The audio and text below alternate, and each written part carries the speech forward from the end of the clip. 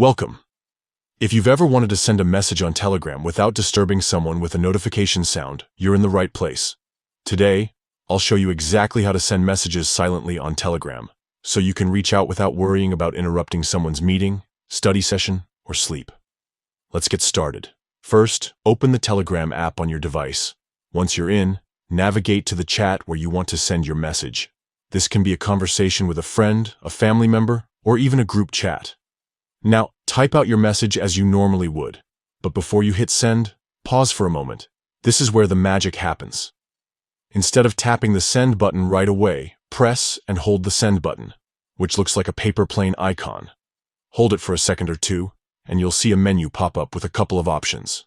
From the menu, select Send Without Sound. That's all there is to it. Your message will be delivered instantly, but the recipient's phone won't make a sound, even if their device isn't on Do Not Disturb mode.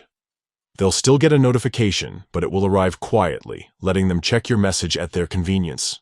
This feature is perfect for those late-night ideas, quick reminders, or anytime you want to be considerate of someone else's schedule.